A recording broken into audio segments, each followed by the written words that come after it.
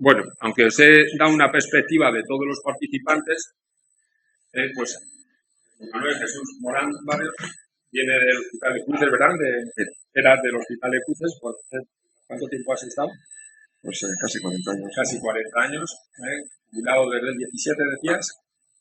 Y aunque esté jubilado en la parte del hospital, pues nunca te has desligado el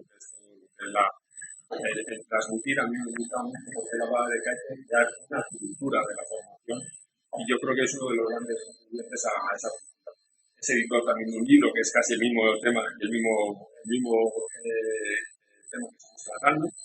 Por cierto, si algunos, antes de que se tiene que ir antes, por favor, pasar a la Secretaría Pública de Asistentes de la red.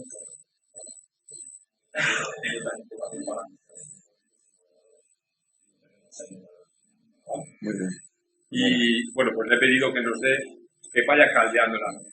Ha participado en muchos foros, ¿verdad? De cuanto a la formación sanitaria, estás en la Sociedad de Educación Médica también, y también sobre todo, y la gran dedicación es a la formación sanitaria especializada, aunque has tocado con palillos. Entonces, pues, has venido al hospital varias veces para el curso de formación y evaluación de las competencias a nivel de los directores y presidentes, y bueno, es una muestra de garantía que te lo agradezco porque estás inspirado. Buenos días, muchas gracias, es un placer estar acá en Guadalajara. Esta jornada es un ejemplo de que las cosas están mucho mejor, están muy bien, mucho mejor de lo que estaban hace 10, 15, 20, 30 y 40 años. Gracias a Óscar, gracias al presidente del Colegio de Médicos de Guadalajara. Y estamos ante grandes oportunidades, y yo miro a los jóvenes que estáis ahí al fondo. Es decir, nada está garantizado en el futuro, todo depende de vosotros y de vosotras. El sistema MIR es una de las grandes joyas de este país. Yo la he vivido desde los inicios, del año 76, comenzó en el año 63, me formé en el Hospital General de Asturias, donde primero fue el sistema MIR en España. Y eso fue unido al desarrollo del sistema de salud español, el sistema de salud público. El mantenimiento de este sistema, la filosofía, la mejora del mismo, la eficiencia del mismo depende de si creemos realmente en ello y si somos capaces de valorar el esfuerzo que hicieron nuestros padres y nuestros abuelos por conseguir un sistema sanitario público, justo y universal. Y esto depende de los que estamos acá. Entonces, las oportunidades están aquí, no están fuera de este espacio. Yo he estado 30 años de director docente del Hospital de Cruces, 20 simultáneamente con director de investigación, soy nefrólogo de formación y ese ha sido el peso fundamental que he tenido en estos últimos años. Y luego tengo experiencia no solo en España, sino fuera de España también en formación, en participar en foros de debate de este tipo. Les voy a hablar de estas 5 cosas. Por favor, Óscar, cuando lleve 20 minutos, a partir de que he empezado, me avisas para ver si podemos haber un poquito de debate, si es preciso. Voy a tratar estos 5 aspectos. ¿De qué estamos hablando en formación? Pues hablamos de atención sanitaria. La formación es atención sanitaria. No es qué voy a aprender yo o qué me van a dar a mí, sino qué voy a dar yo a la sociedad. Entonces hablamos de atención a los pacientes y toma de decisiones diferentes en función de cada contexto. El contexto social, el contexto familiar, el contexto personal, si es una persona anciana, si es una persona joven, y todo eso dentro de un sistema de salud y de un sistema sociosanitario. Desde la educación hay que fomentar la visión global de la atención clínica en estos conceptos. Y no solamente el acto que, lógicamente, la medicina somos muy artesanales, pero tenemos que tener la visión de toma de decisiones en función del contexto que estamos hablando. Y con esas palabras que están allí. Esto es atención sanitaria. Estamos hablando de formar profesionales de excelencia de acuerdo a las necesidades de salud y de los sistemas de salud. ¿Qué análisis hay desde la formación de las necesidades de salud y de las necesidades de los sistemas de salud? ¿Qué conexión hay? De esto vamos a hablar a lo largo de estos minutos. ¿Cuál es el perfil profesional que está saliendo de las facultades o de los procesos de formación especializada? ¿Me puede decir alguien cuáles son las 20 competencias, las 30 competencias que tenemos los profesionales? ¿Cuál es el perfil del profesional español en medicina o en enfermería? No está escrito. Bueno, sí, el de medicina sí, pero luego no se está aplicando. Está en un BOE del año 2005. Estamos hablando de tener un elemento común, un faro, y que los sistemas de salud y sistemas sanitarios se casen entre ellos, con una visión global. Porque lo que estamos tratando es de construir un profesional. De construir un profesional para un sistema de salud, para que yo como ciudadano tenga confianza en mi institución, en las instituciones. Y me da la sensación, por la experiencia de estos años, que aunque yo he participado directamente en el equipo directivo, he sido parte de la acción directiva durante 10 años y luego después, bueno, muy casado con ellos, aunque estaba ya separado de la propia acción directiva en cuanto a los compromisos de otro tipo, que no eran solo los docentes, sino tener busca de guardia cuando no hay camas. Me da la sensación que el sistema de salud y el sistema educativo no confluyen sistemáticamente. Cada uno programa lo suyo en función de la perspectiva que tiene cada uno de ellos. ¿A qué nos estamos enfrentando, bajo mi punto de vista, en este momento? A esto. La crisis de 2008, que no ha pasado, la pandemia y la guerra está suponiendo un deterioro importante, no solo en lo económico, aunque tengamos ahora unos crecimientos económicos importantes, pero es gracias a fondos europeos. Bueno, pero afortunadamente la macroeconomía parece que va razonablemente bien, aunque hay bolsas de situación compleja, pero hay un agotamiento del sistema de salud y de los profesionales. Toda pandemia genera esta situación. Quien lea un poquito de historia lo puede comprobar. Pero no solo esto, sino también las colas para conseguir alimentos y algo que me preocupa a mí muchísimo, que es un deterioro de los principios democráticos. Y cuando se deterioran los principios democráticos, se deterioran las instituciones. Y el valor de las instituciones, el respeto de las instituciones, y entre ellas las instituciones educativas y sanitarias. Ante esta situación, vamos a llamarla compleja, porque hablar de crisis no tiene sentido, porque parece que no hay soluciones. Las crisis ya han pasado, estamos en situación compleja y hay que aportar soluciones a esta situación compleja. ¿Qué hacemos cada uno de nosotros para ello? Desde el primero de medicina hasta la alta dirección. ¿Qué hacemos cada uno? Incluso los que estamos fuera del circuito, pero participamos en actividades de este tipo. ¿Qué hacemos cada uno de nosotros para poder construir y mantener un sistema educativo y un sistema sanitario que es universal y público? ¿Cuál ha de ser el papel de los diferentes protagonistas en esta situación? Bueno, esto es a modo de un esbozo general. ¿Somos capaces de pensar cuando decimos qué necesitamos formar, cómo necesitamos formar, cuáles deben ser nuestras acciones desde el punto de vista de la acción sanitaria? ¿Hacemos un análisis de transiciones sociales, de transiciones sociosanitarias? Miramos lo demográfico, lo epidemiológico, pero miramos cómo impacta en las competencias del profesional los medios de comunicación, o cómo impacta en las competencias de un profesional los valores de los ciudadanos, que son cambiantes. ¿O ponemos encima de la mesa el valor de lo público y su defensa?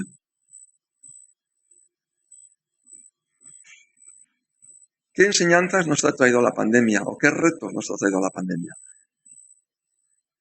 Este es un artículo interesantísimo de una revista que tiene la mitad de acceso libre, que es el Journal Graduate Medical Education. Es la revista que edita el Consejo de Especialidades de Estados Unidos. Es muy interesante. Este artículo salió en pandemia o al poco, en 2021.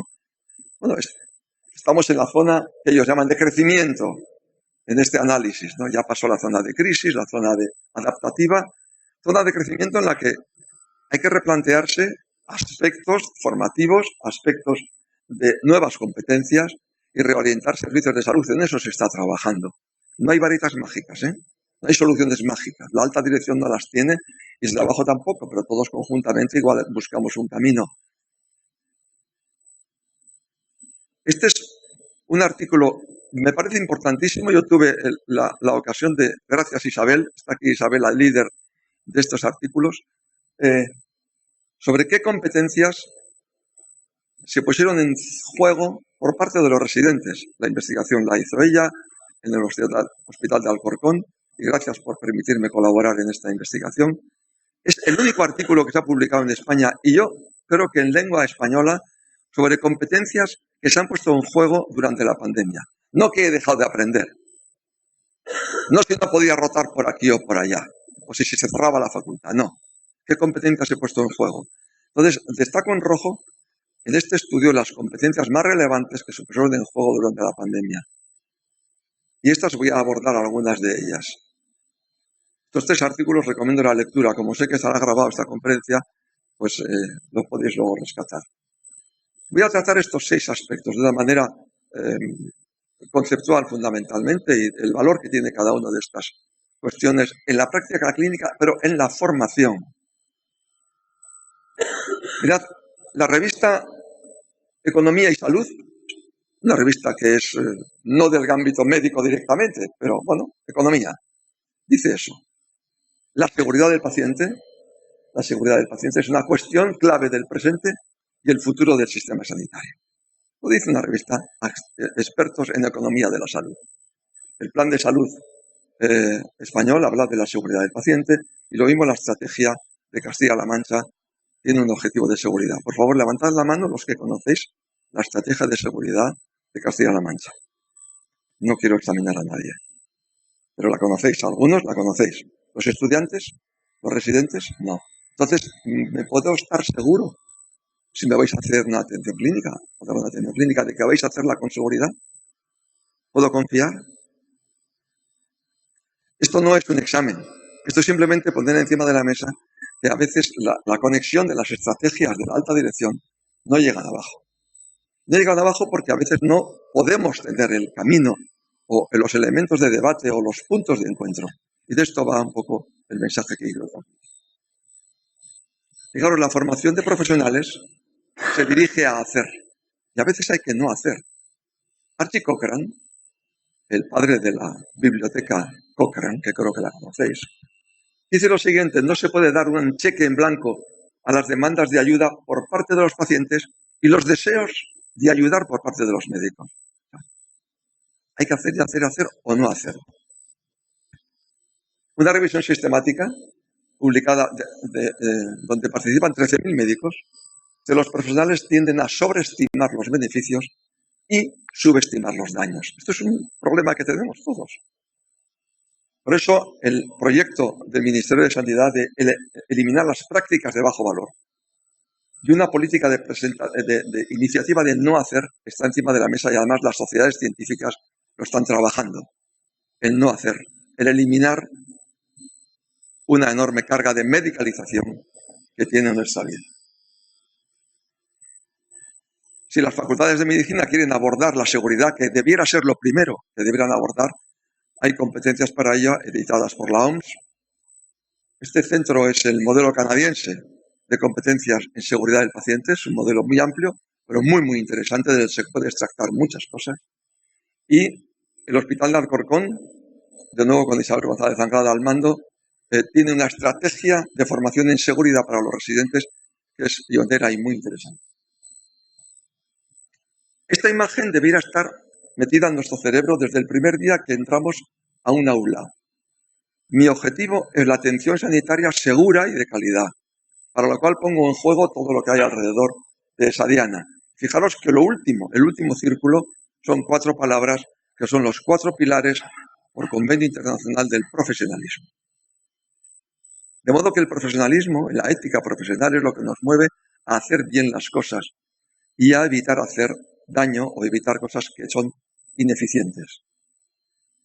Se trata de fomentar una cultura de la seguridad, no una cultura del hacer y hacer y hacer. Segundo lugar, la comunicación clínica. Es una cuestión ética de primer orden, por esos 4 aspectos que hay ahí. Hay un referente internacional que es Roger Ruiz Moral, y aquí está un artículo de él, es de referencia internacional sobre las competencias de comunicación para las facultades de medicina. pero en la parte clínica de especialidad también debe estar encima de la mesa, porque es fundamental para la seguridad, al ahorro de costes, etc. La comunicación clínica está unida a la continuidad de cuidados. Y la continuidad de cuidados por un único médico de familia o por un único especialista está relacionado con una menor mortalidad. Cuando me picotean de muchos sitios, lo que están haciéndome es mucho daño. Mucho daño. En tercer lugar, la gestión de recursos finitos.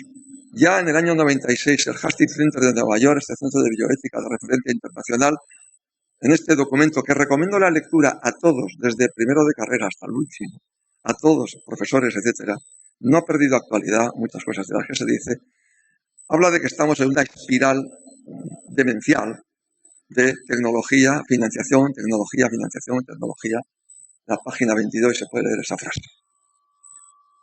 Entonces, ¿dónde está el fin de todo esto? Y que genera muchas tensiones. Este libro sí que es muy relevante, lo leí en la pandemia. Víctor Montori es endocrinólogo de la Clínica Mayo. Él es peruano, ha venido muchas veces por España, sobre todo atención primaria. Y en la página 42 de este libro expone esta seducción de la oferta tecnológica frente a la frustración de las dificultades de financiación. La oferta tecnológica es fundamental, es importante, porque es que yo cuando empecé medicina en el año 76 ahora, bueno, pues las maravillas que hay, que nos solucionan muchos problemas, y los traumatólogos, eso nos hacéis maravillas, nos ponéis derechos, estamos rotos y nos arregláis todo. O sea, hay una tecnología muy beneficiosa para la sociedad, pero hay otra que es seductora y que juega con los temores de las personas. Y esto tiene ciertas perversiones. Y nos movemos entre seducción y frustración. La gestión de recursos finitos va unido a la ineficiencia por sobrediagnósticos y sobretratamientos. Que preguntan a los radiólogos cuántas resonancias magnéticas absurdas se hacen por lumbalgias. Ridículo. 30% de pruebas radiológicas son ineficientes, no tenían por qué hacerse. Hospitalizaciones innecesarias, todo ese es el coste de la no seguridad. Fijaos, yo recomiendo que abordéis la página esta Diana Salud, la dirige Xavier Bonfil, es un experto internacional en epidemiología clínica, es el líder del ciber de epidemiología, en el que hay que hablar en este momento de la adecuación de la práctica clínica. ¿Qué significa? Medicina basada en la evidencia, perspectivas del paciente y recursos. Unir todo esto a la hora de tomar decisiones, pero esto hay que interiorizarlo en la cabeza desde la formación, desde los primeros años. Rogelio Altisén, el experto en bioética, dice que los planes de estudios universitarios deben incorporar elementos que promuevan la reflexión, porque esta charla de hoy es, bajo mi punto de vista, para reflexionar un poco. Reflexión sobre la sostenibilidad de los sistemas. Somos responsables nosotros de cómo sostenemos el sistema. Dónde podemos más, dónde podemos menos y si somos eficientes en ello. El plan de salud de Castilla-La Mancha tiene un plan de sostenibilidad basado en esos 6 aspectos. Es muy interesante. Deberíamos de leerlo e impregnar los procesos formativos. Y si hay algo que no está, que se puede mejorar, que los procesos formativos lo digan. Porque el sistema MIR fue motor de cambio para la modernización de la medicina de España, pero en este momento no lo está haciendo. Va un poco, bajo mi punto de vista, un poquito a remolque. En cuarto lugar, la transformación digital. Solo 2 cosas. Esta experta internacional de la Universidad de La Coruña dice lo que todos sabemos. La IA se nutre de datos y el relato de la inteligencia artificial lo construyen los datos y los datos pueden ser erróneos. Los datos son nuestros. Y las respuestas de la IA son coherentes, pero pueden no ser veraces. Lo dicen todos los expertos. Y una de las cosas que me asustó a mí enormemente fue cuando vi esta noticia. Geoffrey Hinton, premio Nobel de Física, el padre de la IA, de las redes neuronales, estas electrónicas o como le llamen, se marchó de Google. Y además afirma lo siguiente, a vista de los peligros de todo esto. De los peligros que implica falsos textos, fotos, vídeos y nuevas herramientas que reemplacen a muchos trabajadores. Y los falsos textos pueden estar mediatizados a la hora de toma de decisiones clínicas también. Porque los datos los hemos construido, pero ¿dónde están poblaciones desatendidas en esos datos? ¿Dónde están poblaciones negras o de otros colores o de otras condiciones sociales? En quinto lugar, la atención a los pacientes mayores. Será por cuestión de que, igual me interesa a mí, que soy mayor. Está en las facultades de medicina los conceptos de deterioro, dependencia y demencia, porque esto es lo que nos espera, lo que os espera a los jóvenes de atender. El 40% o el 30% de la población española dentro de pocos años será mayor de 65 años. Y por encima de los 75, el 40% acuden al médico y el 15% son ingresados. Es decir, este es un problema enorme, que no tiene solo una solución médica, pero que la medicina tiene mucho que decir. Y una solución, o dos soluciones, son aspectos sociosanitarios. Pero, ¿cómo abordamos esas 3Ds? ¿Somos conscientes de ello? ¿Creemos que con una pastilla lo resolvemos? Esa es la encuesta europea de salud del año 20, creo, del año 23. Este artículo lo recomiendo, es interesantísimo. Lo escribe Beatriz González López Valcárcel, junto con Camelia Regueiro. Beatriz es la líder en España y a nivel internacional de economía de la salud. Las conclusiones que llega a este artículo, algunas de ellas son estas, ¿no? Hace falta más médicos de familia, una mayor eficiencia en el gasto sanitario, y la eficiencia no es cuestión de la gerencia, es cuestión de nosotros. Es cuestión de nosotros.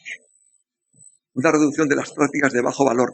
¿Cuántas sesiones clínicas en un servicio se hacen sobre qué prácticas clínicas tenemos en esta unidad clínica de bajo valor que no han aportado nada a la práctica clínica o al beneficio del paciente?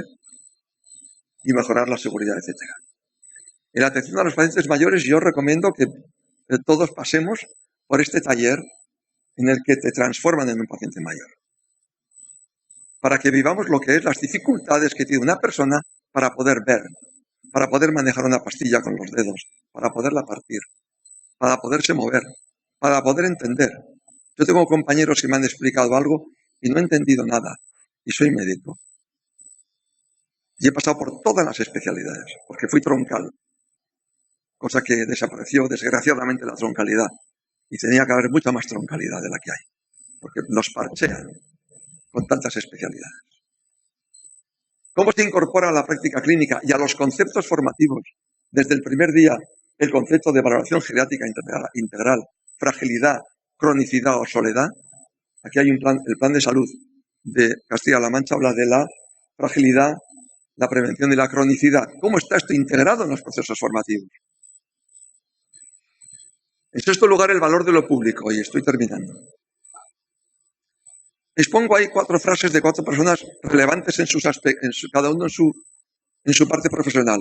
Adela Cortina, en el año 2011, la gran filósofa valenciana, afirmaba, y esto es cierto, que los recortes quiebran la cohesión social, y esto es una realidad. Albert Jobel, un gran pensador de la medicina, sociólogo, desgraciadamente falleció en el año 2013. Este librito, que cuesta 5 euros, es pequeñito, se lee de aquí en el autobús en lo que uno llega a Madrid. Te puede pasar a ti, en defensa de los sistemas sanitarios públicos. En su última página dice esta frase: un espacio compartido de salud consolida el civismo democrático. ¿Qué significa eso? El bien común. ¿Qué fue del bien común?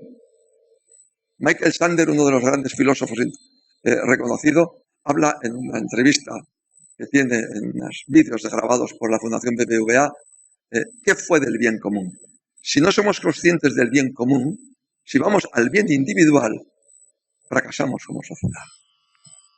Macron, con sus peculiaridades, el discurso a la nación, publicado en el diario Le Monde, ahí lo vi de casualidad, yo no leo el diario Le Monde, pero sí que lo vi de casualidad.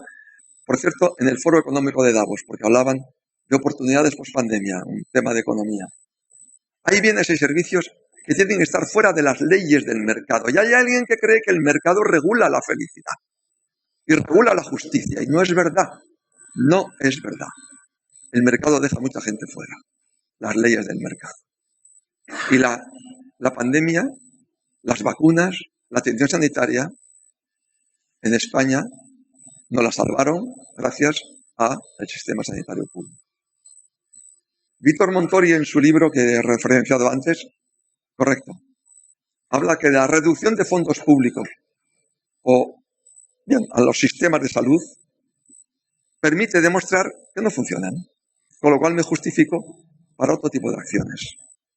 Es fácil, es muy fácil esto, es muy fácil. No quiere decir que haya que tener muchas inversiones y más dinero, sino ser más eficientes. Pero ojo con esta perversión del lenguaje. Ya digo que este libro es muy interesante. Él habla de que 1 hora con un paciente en la consulta ahorra cantidad de consultas y cantidad de costes. Los 10 minutos no sirven para nada. Porque luego él consigue por teléfono resolver o por el móvil resolver muchas consultas de los pacientes, porque empoderas a los pacientes con su enfermedad o con su problema. En sexto lugar, el valor de lo público. Nosotros publicamos en 2020, nos lo pidió la Gaceta Médica de Bilbao, esta revistita local, y publicamos una cosita de 600 palabras en la que concluíamos esto: educar a los estudiantes y residentes en el valor de lo público, de un sistema público, para que se comprometan en su defensa, todos en ello. En cuarto lugar, para finalizar, el profesionalismo como elemento de cohesión de todo esto que estamos hablando.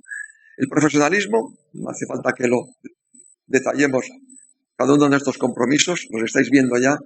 Os recomiendo la lectura de este artículo, también está en castellano, traducido por la Universidad Autónoma de México. El profesionalismo va dirigido a la relación médico-paciente, pero también implica a toda la organización. Y cuando leemos estos 10 compromisos, observamos que puede ser un elemento de conexión y de cohesión y de relación entre sistemas de salud, estrategias del sistema de salud y estrategias del sistema educativo y de la práctica clínica. Desde la competencia profesional, pasando a la veracidad en el manejo de intereses o de conflictos de intereses.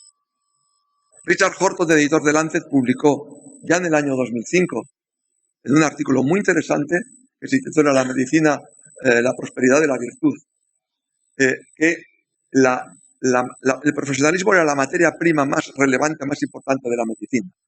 Es el bien más preciado de la medicina.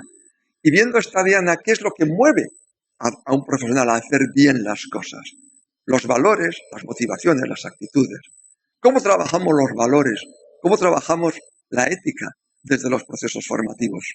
Un estudiante de medicina que coincidió en un avión volviendo el año pasado, del país de fuera, coincidió en el avión y me decía: en mi facultad tenía 19 años. En mi facultad no le interesa la ética a nadie. El chaval con 19 años leía Adela Cortina, leía Benedetti, componía poesías. Y es que eso es filosofía. ¿Filosofía es la ética? Bueno, pues apliquémoslo cuando él tenga una enfermedad a sus compañeros y dice: mire, yo no aplico la ética, aplico la técnica. Porque como dice Adela Cortina, no hay excelencia técnica sin excelencia ética. Y el profesionalismo debe ser una estrategia de la organización, como visión global, como faro. Y dejar el sello, como marcan a veces. Una marca, como se hace del ganado a veces, ¿no? De decir, este soy yo y esta es mi organización. Y los valores no son transversales, son nucleares en la acción. Pueden ser transversales en eso que se dice en los colegios. Esto afecta a todas las aulas. No. En la profesión médica afecta al núcleo duro del profesional. Al núcleo duro. ¿Cómo tomo las decisiones? Finalmente, y para terminar, construir un profesional. ¿Responden los procesos formativos a las necesidades de salud? ¿Qué coordinación hay entre los dos sistemas? ¿Cómo se retroalimenta el sistema de salud, estrategias y sistema educativo? Ahí tenemos toda la serie de transformaciones sociales que impactan en cada uno de esos profesionales que está ahí. A todos por igual. Y luego cada uno tendrá que aplicarlo en su entorno profesional de una manera determinada, pero a todos nos está afectando. ¿Cómo hemos integrado unos objetivos interesantísimos, los ODS 2030? ¿Alguien los ha leído?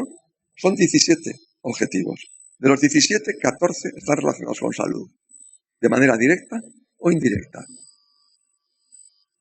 Por tanto, tenemos que trabajar a través del profesionalismo y de las necesidades de salud en definir un perfil profesional en el que todos miremos, un faro en el que todos miramos, en el que permite trabajar todos con una coherencia y con una visión global, educativa y de práctica clínica. Nosotros en el Hospital de Cruces pusimos en marcha en 2008, fuimos el único hospital de España que lo puso en marcha, un modelo de competencias que nos ha permitido trabajar de manera coherente, tener un lenguaje común, trazar un camino común para todas las especialidades y además esto orienta también la práctica profesional. Por eso cuando he preguntado cuáles son las 20 o 30 competencias del profesional español de medicina, no habéis contestado nadie, porque no las hemos definido y otros países sí lo han hecho. Por ejemplo, Canadá, Reino Unido. Las competencias canadienses han sido asumidas para las facultades por Holanda y algunos otros países del norte. En la formación hay que trabajar con una idea de esta coherente en todas las instituciones, desde el aula hasta el hospital, de modo que todos tengamos una visión compartida. En conclusión, no es fácil lo que tenemos por delante, porque las necesidades de salud son infinitas. La oferta tecnológica y científica es creciente y es bueno además. Es bueno además, porque soluciona muchos problemas. También genera mucha seducción, como decíamos al principio. Y los recursos son finitos. Pero la solución de este triángulo no está en las gerencias, no está en las consejerías, que tienen una enorme responsabilidad, están todos nosotros.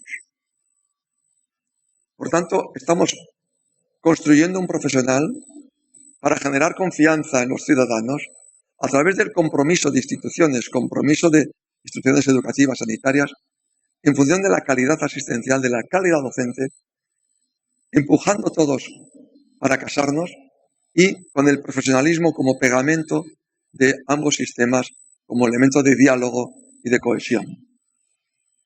Y nada más, muchas gracias.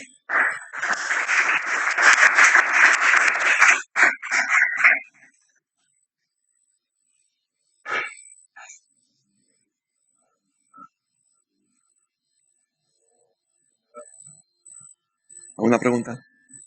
Adelante.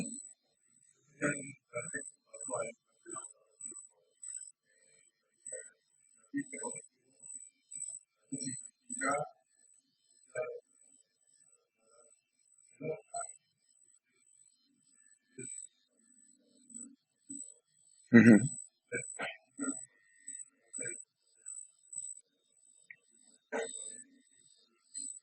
Sí. Sí. Sí.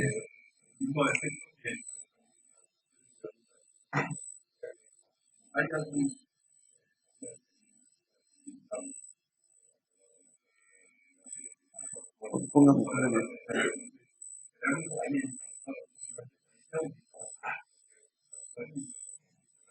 Te voy a decir una forma de trabajo. Póngame.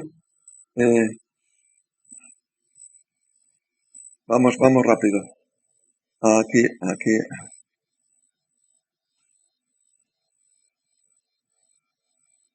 Perdona, ¿cómo te llamas, por favor? José Luis, encantado. Mira, nosotros este proyecto docente lo han adquirido también en el Hospital de Alcorcón, en algún otro sitio, y alguna otra comunidad, en parte, también las matronas del País Vasco, aglutinaron ahí todas sus competencias. También hemos desarrollado en Paraguay, en el Hospital Pediátrico Niños Acostañú, que es el hospital monográfico de Paraguay, donde hemos ido bastantes veces allá. Y me hicieron ahí una pregunta, dice, bueno, ¿cómo hacer esto? ¿Cómo integrar un modelo de competencias y está todas estas áreas en la práctica clínica? Y yo que llevaba las sesiones clínicas de mi especialidad en neurología durante muchos años, digo, bueno, mira, yo si tuviera que volver a empezar otra vez, haría lo siguiente. En cada sesión clínica que se presenta de manera formal, lo que haría sería un repaso de todos estos dominios competenciales. Y de hecho, lo hacen así. Y pongo un ejemplo, que pusieron ellos además, que vinieron a España a un congreso internacional y vinieron a pediatría en Cruces y dijeron, caramba, nos están enseñando desde fuera.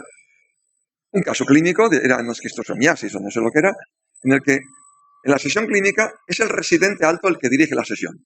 Eso es importante, o sea, empoderar a los residentes. O que un estudiante la dirige, que así les empoderas de entrada, ¿no? Luego le proteges por detrás con toda la infantería o toda la artillería detrás, ¿no? Expone el caso y dice, bueno, ese caso tal, y esto es lo que ha ocurrido. Bueno, pues, y cuando se ha presentado el caso y los problemas que ha habido, etcétera, ponen en pantalla el modelo de competencia, ese modelo, es el que han adquirido. Dicen, bueno, muy bien, dice el residente alto, el diagnóstico del paciente ha ido bien, cuidados del paciente, no ha habido ningún problema. En cuanto a conocimientos científicos, no ha habido ningún problema. ¿Qué pasó con la comunicación con la familia? ¿Qué pasó con la gestión de recursos? ¿Qué pasó con la aplicación ética de los principios a un paciente o al otro? ¿Hubo equidad donde hubo equidad? Pues en aquel caso era un caso que se había complicado. ¿Y por qué se había complicado la enfermedad? No porque se había hecho un mal diagnóstico o un mal tratamiento, sino porque no aseguraron que el paciente había entendido el tratamiento. Luego era un problema de comunicación. Es decir, cuando tú trabajas sistemáticamente, como cuando llevas, con perdón, un vehículo a un taller, no es lo mismo llevarlo a un taller que diga, ¿qué le pasa? Y te preguntan a ti, que mete un ruido por aquí, y sin más. O que lo lleven y le metan en la maquinita y miran sistemáticamente todo. Entonces, a veces es cuestión de hablar de otra manera, no de escribir muchas cosas. Cuando estoy pasando visita, si tú preguntas, dices, ¿has informado a la familia? ¿El tratamiento que has puesto sabes el coste que tiene? Dímelo mañana. Al residente, al estudiante. Mañana me traes el análisis de este coste. Verás qué diferencia hay entre esta o esto otro. Y me dices el por qué has puesto esto. Sin más. ¿Cuánto tiempo nos ha llevado esa estrategia de lenguaje común? Pues poco. 10 segundos nada más. Es decir, si tenemos claro dónde vamos, es como cuando vamos a la montaña, yo soy montañero. Pues bueno, pues vamos allí. Entonces, si alguien viene despistado, pues habrá que explicarle lo que es la montaña. Pero si sabe dónde va, si va dónde vamos todos, pues todos vamos construyendo y a veces es cuestión de dialogar fácilmente. Tener la idea en la cabeza. Muchas gracias.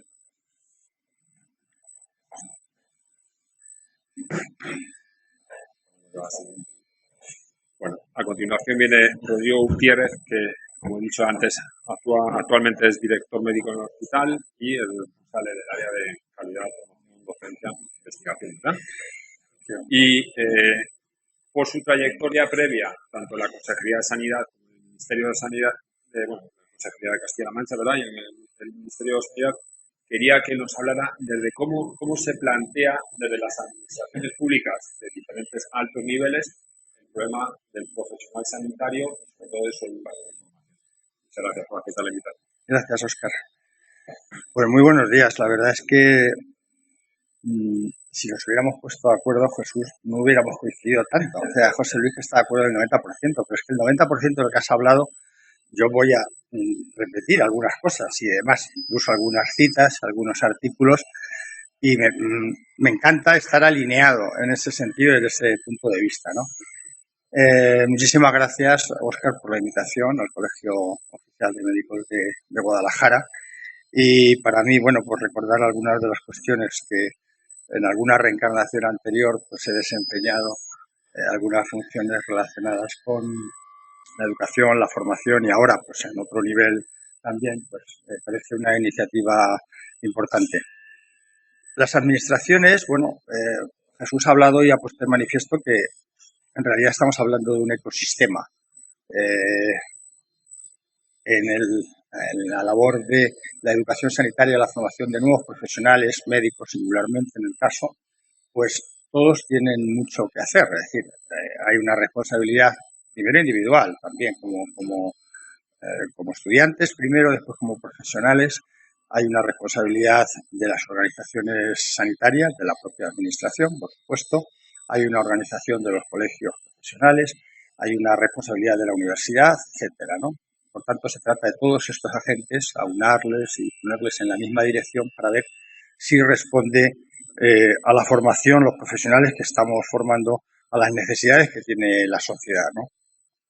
En realidad, bueno, pues el gobierno central y los gobiernos autonómicos como administraciones, pues lo que están haciendo ahora tienen un papel fundamental de agentes reguladores, agente regulador social fundamental, y también hay que diferenciar claramente también, en el caso de los gobiernos autonómicos, nuestra estructura administrativa, el papel de empleador de la gran mayoría de los profesionales sanitarios que trabajan en el sector público de salud, ¿no? Jesús se refería a esto, a los fines de la medicina, ¿no? Del año 86, el informe Hastings dice, bueno, realmente hay que ver qué profesionales necesitamos, si son para cumplir estos fines de la medicina, que el informe Hastings ya hace ya 40 y tantos años, desde el año 96, por España participó, por cierto, Diego Gracia, fue uno de los, había 14 bioeticistas de todo el mundo, y hablaban de cuáles eran los fines de la medicina. Bueno, realmente los profesionales que estamos formando dan respuesta a estos fines de la medicina.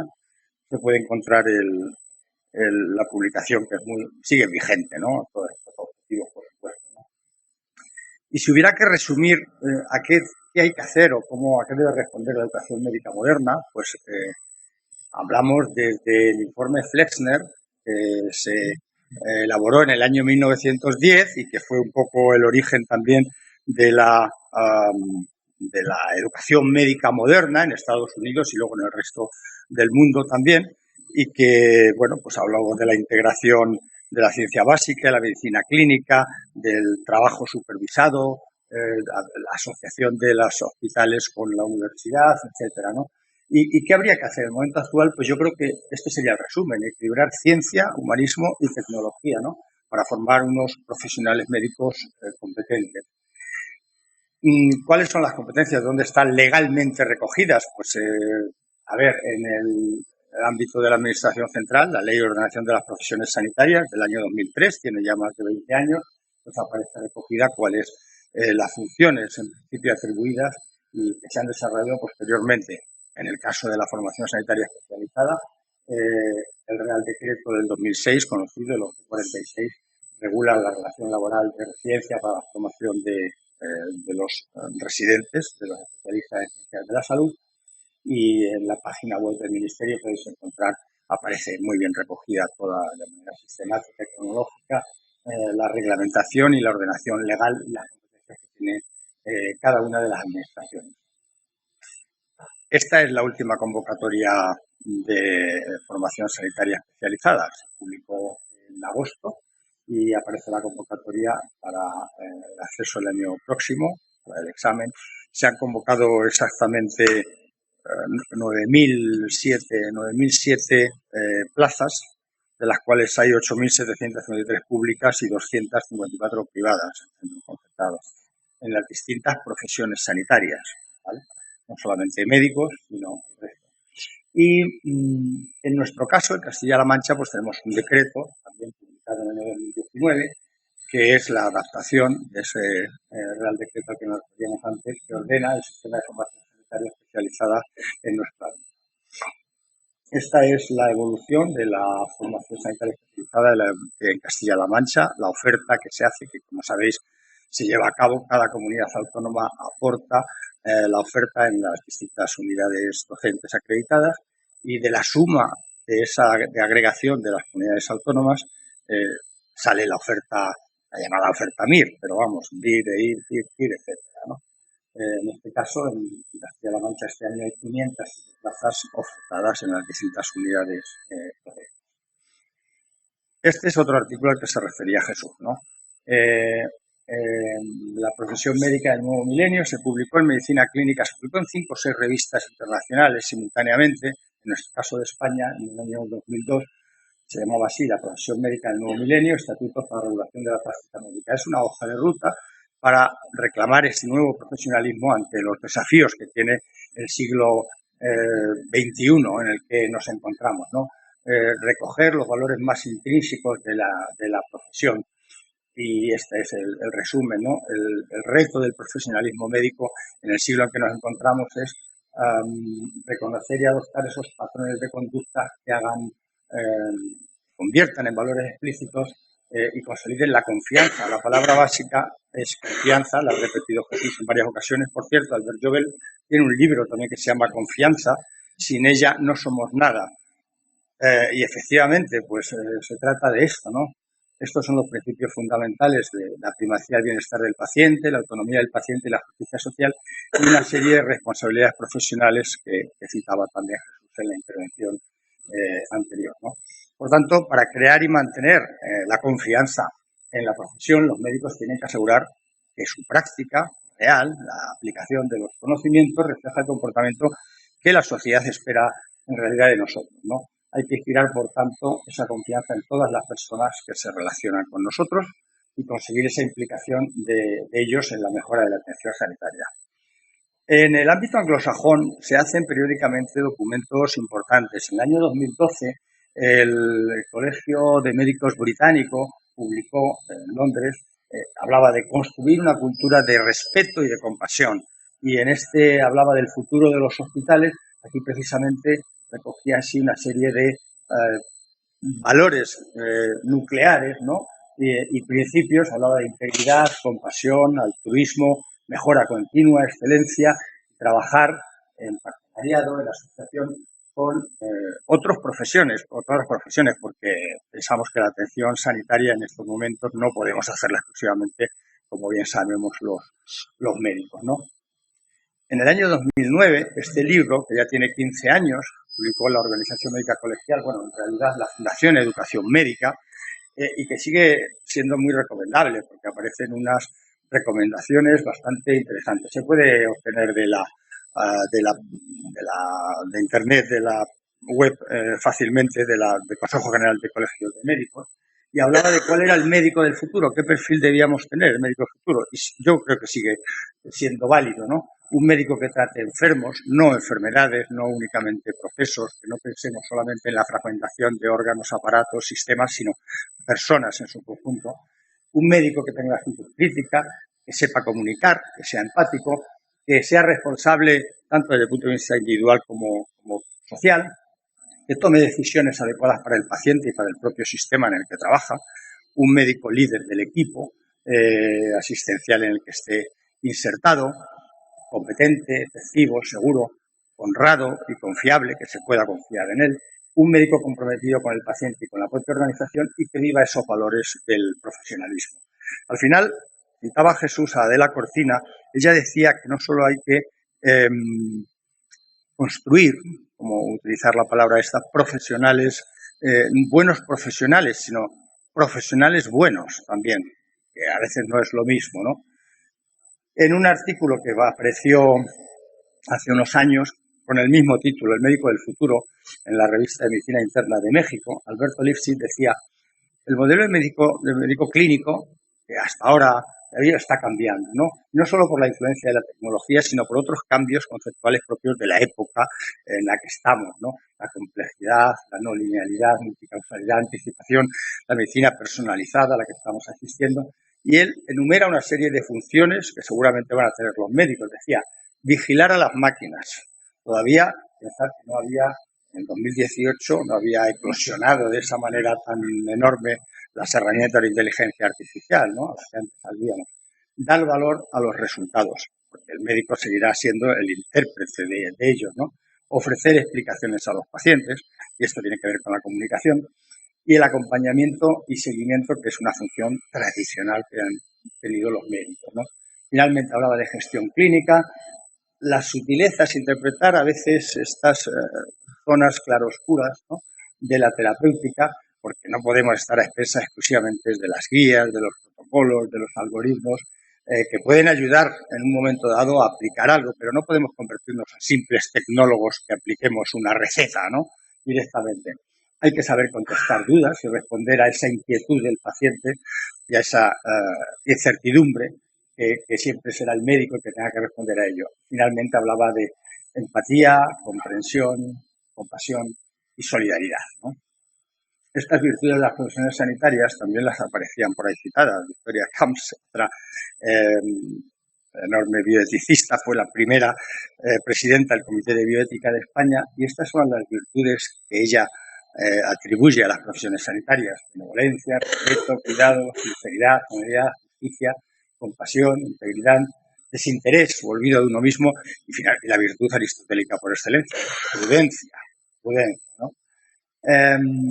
Suelo citar, porque yo creo que pasó bastante desapercibido, quizá por la pandemia, este informe que también se puede obtener, que elaboró el cardiólogo Eric Topol, que es consultor también de organizaciones sanitarias, para el sistema de salud británico, por encargo del secretario de salud británico, ¿no?, del ministro de Sanidad británico. Era, qué conocimientos tenían que recibir, que aprender los profesionales. Se dirigía hasta el 2030, los profesionales sanitarios, el workforce, toda la plantilla de profesionales, en el futuro digital en el que estábamos ya inmersos. Y él citaba 4 grandes áreas. Hablaba de competencias digitales, hablaba de genómica, hablaba de inteligencia artificial también, y de robótica. Estas eran las 4 grandes áreas en las que sin duda tenían que centrarse los nuevos conocimientos, los nuevos aprendizajes de los profesionales sanitarios. Y además elaboraba aquí, bueno, pues los avances tecnológicos, cómo estaban impactando en la atención sanitaria y el tamaño de la irrupción que estaba provocando, ¿no? Desde la telemedicina, las apps de los smartphones, sensores, los wearables y demás, la robótica y según el porcentaje de impacto y de importancia que tenían en ella, ¿no? En España, bueno, recordar una cosa, tenemos 4,5 médicos por 1.000 habitantes. Estos son los últimos datos de la OCDE y de la estadística del Observatorio de Sistemas Europeos de Salud. Estamos por encima de la media europea, que es 4,1 médicos por 1.000 habitantes, pero estamos por debajo en personal de enfermería. Si bien a veces los datos a la hora de compararlos, bueno, pues no son muy... Esta es la posición de España. Hay muchos médicos a partir de la media esa, pero pocos enfermeros. O sea, hacia arriba es más enfermeros, a la derecha más médicos, ¿no? Esta es la posición con respecto al resto de países europeos. Es verdad que los datos comparativos, me refería a la enfermería, en otros países no existen figuras similares a los técnicos empleados auxiliares de enfermería, como en España, y por tanto la comparación a veces, igual que las matronas, no es una especialidad, es una profesión por sí misma también. Aparte, en el Reino Unido, ¿no? No son enfermeras y después que hacen una especialidad, con lo cual puede haber ese tipo de diferencias. Y este es el nivel de formación.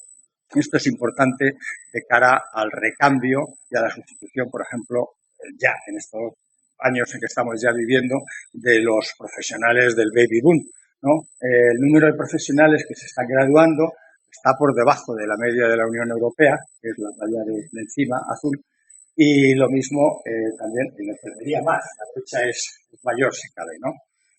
Y bueno, pues esto es lo que tenía más o menos que comentar un poco sobre la situación con que nos encontramos y sobre todo yo apelaría a esto, ¿no? Yo recomiendo mucho también un libro que se puede solicitar a la Fundación Liri, te lo mandan, que se llama Ser médico, los valores de una profesión. Tiene una serie de artículos, es un libro escrito por distintos profesionales y la verdad es que es interesante para recoger y recuperar esos valores un poco que yo creo que deben estar en el corazón y en el núcleo de la profesión médica. Nada más por mi parte.